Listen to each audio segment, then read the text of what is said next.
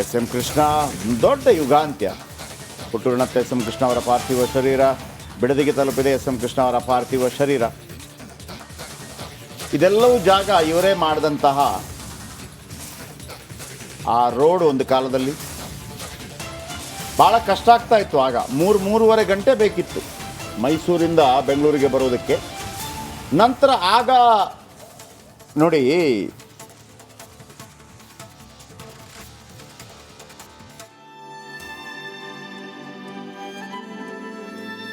ಅದು ರೋಡಲ್ಲಿ ಒಂದು ಬದಲಾವಣೆ ಆದ ನಂತರ 2 ಗಂಟೆಗೆ ಬರ್ಬೋದಂತೆ ಅನ್ನೋದು ಭಾಳ ದೊಡ್ಡ ಸುದ್ದಿ ಆಗಿತ್ತು. ಈಗ 1 ಗಂಟೆಗೆ ಹೋಗ್ಬೋದಂತೆ ಅಂತ ಒಂದು ಸುದ್ದಿ ಆಗ್ತಾ ಇದೆ. ಆ ಥರ ಸೊ ಅಲ್ಲಿ ಮೆಟ್ರೋ ಎಲ್ಲವೂ ಕೂಡ. ಆಮೇಲೆ ನಾವೊಂದು ಕೆಲವು ನಂಬಿಕೆಗಳನ್ನು ಇಟ್ಟಿರ್ತೀವಿ. ಒಂದೊಂದು ಆಗಬೇಕು ಅಂತಂದರೆ ಒಬ್ಬೊಬ್ಬನಿಂದಲೇ ಆಗಬೇಕು ಅನ್ನೋದಿರುತ್ತೆ. ಏರ್ಪೋರ್ಟ್ಗೆ JCB ಅಲ್ಲಿ ಅವರು ವರ್ಕ್ ಮಾಡ್ತಾರೆ ಅಂದರೆ ಕೂತು ಒಂದು ಫೋಟೋ ಫೋಸ್ ಕೊಟ್ಟಂಥದ್ದನ್ನು ನನಗೆ ತೋರಿಸಿದೆ ನಾನು. ಆ ಮೆಟ್ರೋ ಕಾಣ್ತಾ ಇದೆ, ಅವ್ರು ಮಾಡಿದ ರೋಡ್ ಕಾಣ್ತಾ ಇದೆ, ವಿಕಾಸಸೌಧ ಕಾಣ್ತಾ ಇದೆ, ಉದ್ಯೋಗ ಸೌಧ ಕಾಣ್ತಾ ಇದೆ, ಮೇಲ್ಸೇತುವೆ ಕಾಣ್ತಾ ಇದೆ. ಆಮೇಲೆ ಅಲ್ಲಿ ಓಡಾಡುವಂಥ ಬಸ್ಸುಗಳು, ಆ ಬಸ್ಸಿನ ಕಲರ್ ಬದಲಾವಣೆಗಳು ಕಾಣ್ತಾ ಇದೆ. ಆಮೇಲೆ ಎಸ್ ಎಂ ಕೃಷ್ಣ ಕಾಲಾವಧಿಯಲ್ಲಿ ವೀಕ್ಷಕರೇ ಭಾಳ ದೊಡ್ಡ ಮಟ್ಟದಲ್ಲಿ ಈ ಎಣ್ಣೆ ಲಿಕ್ಕರ್ ಲಾಬಿ ವಿಪರೀತ ಇತ್ತು ನೋಡಿ. ಎಸ್ ಎಂ ಕೃಷ್ಣ ಎಂಥ ಮುತ್ಸದ್ದಿ ಅಂತಂದರೆ ಲಿಕ್ಕರ್ ಲಾಬಿ, ಒಮ್ಮೆ ಎಜುಕೇಷನ್ ಲಾಬಿ, ಒಮ್ಮೆ ಲಿಕ್ಕರ್ ಲಾಬಿ, ಒಮ್ಮೆ ರಿಯಲ್ ಎಸ್ಟೇಟ್ ಲಾಬಿ, ಹೀಗೆಲ್ಲ ಆಗತ್ತೆ ನೋಡಿ. ಈಗೇನಾಯಿತು, liquor lobby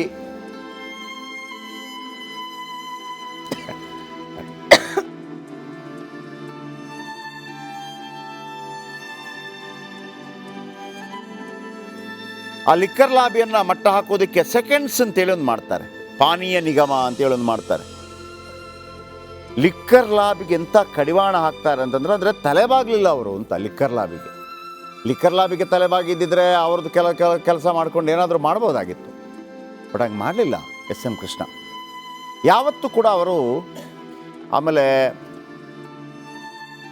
S M Krishna ಮತ್ತು ಅನಂತಕುಮಾರ್ ಜೋಡಿ ಕೂಡ ಭಾಳ ಅದ್ಭುತವಾದಂಥ ಜೋಡಿ ಅದು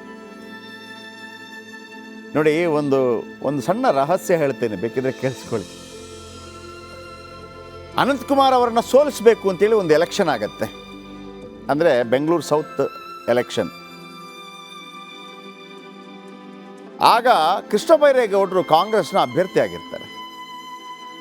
ಬಹುತೇಕ ಕೃಷ್ಣ ಬೈರೇಗೌಡರು ಗೆಲ್ಲೋದು ಫಿಕ್ಸ್ ಕೂಡ ಆಗಿರುತ್ತೆ. ಅಂದರೆ ಡೈರೆಕ್ಟ್ಲಿ ಇಂಡೈರೆಕ್ಟ್ಲಿ ಅನಂತಕುಮಾರ್ಗೆ ಸಪೋರ್ಟ್ ಮಾಡ್ತಾರೆ ಎಸ್ ಎಂ ಕೃಷ್ಣ. ನನಗೆ ಗೊತ್ತಿಲ್ಲ ಇದರ ಕಾರಣವೋ ಏನೋ. ಕಾಂಗ್ರೆಸ್ ಬಿಡುವಂಥ ಸಂದರ್ಭದಲ್ಲಿ 2016ರಲ್ಲಿ ಸೋನಿಯಾ ಗಾಂಧಿಯವರು ನೀವು ರಾಜ್ಯಸಭೆಗೆ ರೆಡಿ ಮಾಡ್ಕೊಳ್ಳಿ ಅಂತ ಹೇಳಿದಾಗ ಇದೇ ಕೃಷ್ಣ ಬೈರೇಗೌಡರು ನೇರವಾಗಿ ಹೋಗಿ ರಾಜೀವ್ ಗೌಡ್ರನ್ನ ನಾಮಿನೇಟ್ ಮಾಡಿ ಅಂತ ಹೇಳಿದ್ರು ಅನ್ನೋ ಕಾರಣಕ್ಕಾಗಿ ರಾಜ್ಯಸಭಾ ಸದಸ್ಯ ಆಗೋದು ಕೈ ತಪ್ಪಿತು, ಅದರಿಂದ ಕೋಪಗೊಂಡ್ರು ಅಂತ ಒಂದು ಮಾತು.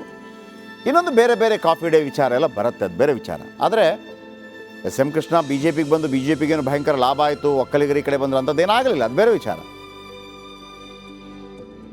ಅದೊಂದು ಗಮನಾರ್ಹ ವಿಚಾರ. ಯಾಕಂದರೆ ಇವರು ಮುಖ್ಯಮಂತ್ರಿ ಆಗಿದ್ದಂಥ ಸಂದರ್ಭದಲ್ಲಿ ಕೇಂದ್ರದಲ್ಲಿ ಅಟಲ್ ಬಿಹಾರಿ ವಾಜಪೇಯಿ ಪ್ರಧಾನಮಂತ್ರಿ ಆಗಿದ್ದರು. ಆಗ ನೋಡಿ, ಒಂದು ಕಡೆ ಎಸ್ ಎಂ ಕೃಷ್ಣ, ಮತ್ತೊಂದು ಕಡೆ ಅನಂತಕುಮಾರ್, ಇಬ್ಬರು ಯಾವ ಥರ ರಾಜ್ಯದ ಉನ್ನತಿಗಾಗಿ ಶ್ರಮಿಸಿದ್ದರು ಅಂತಂದರೆ ನಿಜವಾಗ್ಲೂ ಪಕ್ಷ ಭೇದ ಮರೆತು ಆ ಇಬ್ಬರು ನಾಯಕರು ಕೂಡ ರಾಜ್ಯದ ಉನ್ನತಿಗಾಗಿ ಅಪಾರ ಶ್ರಮವನ್ನು ಹಾಕಿದ್ದಾರೆ. ಅನಂತಕುಮಾರ್ ಒಮ್ಮೆ ಮುಖ್ಯಮಂತ್ರಿ ಆಗಬೇಕಾಗಿತ್ತು ನಿಜವಾಗಲೂ. ಎಸ್ ಎಂ ಕೃಷ್ಣ ನಂತರದ ಓರ್ವ ವಿಷನರಿ ಮುಖ್ಯಮಂತ್ರಿ ಖಂಡಿತವಾಗಲೂ ಅನಂತಕುಮಾರ್ ಆಗ್ತಾಯಿದ್ರು. ಕೆಲವೆಲ್ಲ ಮುಖ್ಯಮಂತ್ರಿ ಮಿಸ್ಸಿಂಗ್ ಭಾಳ ಕಾಡುತ್ತೆ. ಒಂದು ಅನಂತಕುಮಾರ್, ಇನ್ನೊಂದು ಮಲ್ಲಿಕಾರ್ಜುನ್ ಖರ್ಗೆ. ಅಂದರೆ ಭಾಳ ಅದ್ಭುತ ಆಡಳಿತಗಾರರು ಇವರೆಲ್ಲ. ನೀವು ಪಕ್ಷ ಮತ್ತೊಂದು ಮಗದೊಂದು ಯಾರಿಗೋ ಲಾಭದಲ್ಲಿ ಸಿಕ್ತು, ಮತ್ತೊಂದು ಸಿಕ್ತು, ಅದು ವಿಚಾರ ಬೇರೆ.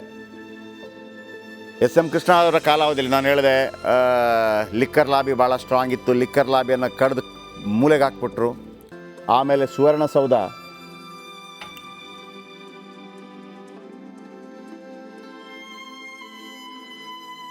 ಆಮೇಲೆ ವಿಕಾಸಸೌಧ ಇದೆಯಲ್ಲ, ವಿಕಾಸಸೌಧ ನೀವು ವಿಕಾಸಸೌಧ ಒಳಗೆ ಹೋದಾಗ ನೀವು ಗಮನಿಸ್ಬೋದು ಅಲ್ಲಿ ಒಂದು ಅದ್ಭುತವಾದಂಥ ಒಂದು ಆರ್ಟನ್ನು ಬರೆಯಲಾಗಿದೆ ವೀಕ್ಷಕರೇ.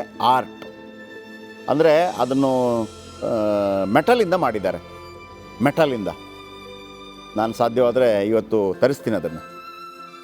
ಅದರಲ್ಲಿ ಮುಂದಿನ ಕರ್ನಾಟಕ ಹೇಗಿರುತ್ತೆ, ಮುಂದಿನ ಭಾರತ ಹೇಗಿರುತ್ತೆ, ಮುಂದಿನ ವಿಶ್ವ ಹೇಗಿರುತ್ತೆ ಅನ್ನುವಂಥ ಒಂದು ಕಲ್ಪನೆ ಇದೆ. ಅಂದರೆ ವಿಕಾಸಸೌಧದ ಎಂಟ್ರಿಯಲ್ಲಿ ಇನ್ನೂ ಮೆಟ್ರೋ ಬಂದಿರಲಿಲ್ಲ, ಮೆಟ್ರೋದ ಚಿತ್ರ ಇದೆ ಅದರಲ್ಲಿ. ಆಮೇಲೆ ನಭಕ್ಕೆ ಹಾರುವಂಥ ಉಪಗ್ರಹಗಳ ಚಿತ್ರಗಳು, ಒಂದು ಕಲ್ಪನೆ, ಒಂದು ಪರಿಕಲ್ಪನೆ ಎಸ್.ಎಂ. ಕೃಷ್ಣ ಅವರಿಂದ ಮಾತ್ರ ಸಾಧ್ಯ. ಬಹುಶಃ ನಾನಿವತ್ತು ನಮ್ಮ ಪೊಲಿಟಿಕಲ್ ರಿಪೋರ್ಟರ್ಗಳು ಇಲ್ಲಿದ್ದರೆ ಎಲ್ಲ ಬೆಳಗಾವಿಯಲ್ಲಿದ್ದಾರೆ. ಈಗ ನನಗೆ ಆಶ್ಚರ್ಯ ಆಗುತ್ತೆ, ಒಬ್ಬ ದೂರದರ್ಶಿತ್ವ ಇರುವಂಥ ನಾಯಕರು ಹೇಗಿರಬೇಕು ಅನ್ನೋದು. ಅಂದರೆ 20 ವರ್ಷಗಳ, ಅಂದರೆ ನಮ್ಮ ಮೆಟ್ರೋ ಬಂದಿದ್ದು ಯಾವಾಗ? ಮೊನ್ನೆ ಆ ವಿಕಾಸಸೌಧ ಆಗಿ ಒಂದು 12 ವರ್ಷಗಳ ನಂತರ ಮೆಟ್ರೋ ಬಂದಿದ್ದು ನಮಗೆ ಕರ್ನಾಟಕದಲ್ಲಿ. ಆಗಲೇ ಆ ಒಂದು ಕಲ್ಪನೆ ಇತ್ತು ಅವರಿಗೆ ಅಂತೇಳಿ, ಯಾವ ರೀತಿ ಇರುತ್ತೆ ಅಂತೇಳಿ. ಅಂತ ಎಸ್.ಎಂ. ಕೃಷ್ಣ ಇವತ್ತು ಆಗಲಿದ್ದಾರೆ. ನೋಡಿ, ಅವರನ್ನು ಯಾವುದೋ ಪಾರ್ಟಿಯಿಂದ ಯಾರು ನೋಡ್ತಾ ಇಲ್ಲ, ಅವರು ಬಿ ಜೆ ಪಿ ಅಂತ ಯಾರು ನೋಡ್ತಾ ಇಲ್ಲ. ನನಗೆ ಇನ್ನೂ ಒಂದು ಕುತೂಹಲ ಇತ್ತು ಮೊದಲಿನಲ್ಲೂ ಕೂಡ, ಆ ಪಾರ್ಥಿವ ಶರೀರದ ಮೇಲೆ ಸಾಧಾರಣವಾಗಿ ಒಂದು ಪಕ್ಷದ ಧ್ವಜ ಹಾಕ್ತಾರೆ, ಬಟ್ ಆ ಅವಕಾಶ ಇಲ್ಲ. ನಿನ್ನೆ ಭಾಳ ಟೀಕೆ ಟಿಪ್ಪಣಿಗಳಾಯಿತು ಒಂದು ಕಡೆಯಿಂದ, ಏನು ರೀ ಕಾಂಗ್ರೆಸ್ಸಲ್ಲಿದ್ದರು ಬಿ ಜೆ ಪಿಗೆ ಹೋದರು ಅಂತೇಳಿ. ಅದಕ್ಕೆ ಅತ್ತ ಬಿ ಜೆ ಪಿಯೂ ಅಲ್ಲದ ಅತ್ತ ಕಾಂಗ್ರೆಸ್ಸು ಅಲ್ಲದ ಒಬ್ಬ ನಾಯಕರು ಒಂದು ಹೇಳಿಕೆಯನ್ನು ನಾನು ಗಮನಿಸಿದೆ. ಅಲ್ರಿ, ಕಾಂಗ್ರೆಸ್ ಅವ್ರು ಹಿಂಗೆ ಹೇಳ್ತಾರಲ್ಲ, ಬಿ ಜೆ ಪಿಗೆ ಹೋಗ್ಬಿಟ್ರು ಅಂತೇಳಿ. ಅವರು ಕಾಂಗ್ರೆಸ್ಗೆ ಬಂದಿದ್ದು ಪ್ರಜಾ ಸೋಷಲಿಸ್ಟ್ ಪಾರ್ಟಿಯಿಂದ, ನೆನಪಿಡಿ ಅಂತಂದರು. ಅವರೇನು ಡೈರೆಕ್ಟಾಗಿ ಕಾಂಗ್ರೆಸ್ಸಿಂದ ಬಂದಿದ್ದಲ್ಲ ಅಂತೇಳಿ. ಆ ಲೆಕ್ಕ ನೋಡಿದರೆ ದೇವೇಗೌಡರು ಆರಂಭದಲ್ಲಿ ಕಾಂಗ್ರೆಸ್ಸಲ್ಲಿದ್ದರು. ದರ್ಶನಕ್ಕೆ ಸಿದ್ಧತೆಯನ್ನು ಮಾಡಿಕೊಳ್ಳಲಾಗಿದೆ. ಅದರ ನೇರ ಪ್ರಸಾರದ ದೃಶ್ಯವನ್ನು ಗಮನಿಸ್ತಿದ್ದೀರಿ. ಇನ್ನೇನು ಕೆಲವೇ ಕ್ಷಣಗಳಲ್ಲಿ ಬಿಡದಿಯ ಈ ಜಾಗ ಏನು ಅಂತಿಮ ದರ್ಶನಕ್ಕೆ ವ್ಯವಸ್ಥೆಯನ್ನು ಮಾಡಲಾಗಿದೆ. ಆ ಜಾಗಕ್ಕೆ ಬಂದು ತಲುಪುತ್ತೆ ಪಾರ್ಥಿವ ಶರೀರ. ಬಿಡದಿಯಲ್ಲಿ ಸ್ವಲ್ಪ ಹೊತ್ತು ಅಂತಿಮ ದರ್ಶನಕ್ಕೆ ವ್ಯವಸ್ಥೆ, ರಾಮನಗರದಲ್ಲೂ ಕೂಡ ಇಂಥದ್ದೇ ವ್ಯವಸ್ಥೆಯನ್ನು ಮಾಡಿಕೊಳ್ಳಲಾಗಿದೆ. ಅದಾದ ನಂತರದಲ್ಲಿ ಸೋಮನಹಳ್ಳಿಗೆ ಪಾರ್ಥಿವ ಶರೀರವನ್ನು ಕೊಂಡೊಯ್ಯಲಾಗುತ್ತೆ. ಮಧ್ಯಾಹ್ನ 3 ಗಂಟೆವರೆಗೂ ಅಂತಿಮ ದರ್ಶನಕ್ಕೆ ವ್ಯವಸ್ಥೆಗಳು.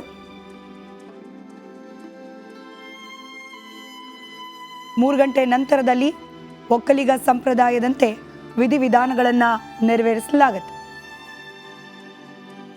ಭಾನುಪ್ರಕಾಶ್ ಶರ್ಮಾ ಅವರ ನೇತೃತ್ವದಲ್ಲಿ ಅಂತಿಮ ಕ್ರಿಯಾ ವಿಧಾನಗಳನ್ನು ನೆರವೇರಿಸಲಾಗುತ್ತೆ. ಶ್ರೀಗಂಧದ ವ್ಯವಸ್ಥೆಯನ್ನು ಮಾಡಲಾಗಿದೆ. ಸಾಮಾನ್ಯವಾಗಿ ಒಕ್ಕಲಿಗ ಸಂಪ್ರದಾಯದಲ್ಲಿ ಹೂಳುವ ಪದ್ಧತಿ ಇಲ್ಲ, ಅಗ್ನಿಸ್ಪರ್ಶ. ಓಕೆ, ಲಿಂಗಾಯತರಲ್ಲಿ ಹೂಳುವ ಪದ್ಧತಿ. ಶ್ರೀಪಾದ್ ಪಾಟೀಲ್ ನೇರ ಸಂಪರ್ಕದಲ್ಲಿದ್ದಾರೆ ಮತ್ತಷ್ಟು ಮಾಹಿತಿಯೊಂದಿಗೆ. ಶ್ರೀಪಾದ್, ಎಲ್ಲಿವರೆಗೂ ತಲುಪಿದೆ? ಬಿಡದಿಯಲ್ಲಿ ಅಂತಿಮ ದರ್ಶನಕ್ಕೆ ವ್ಯವಸ್ಥೆ ಕೂಡ ಇದೆ, ಸೊ ಆ ಸಿದ್ಧತೆಗಳು ಹೇಗಿದೆ?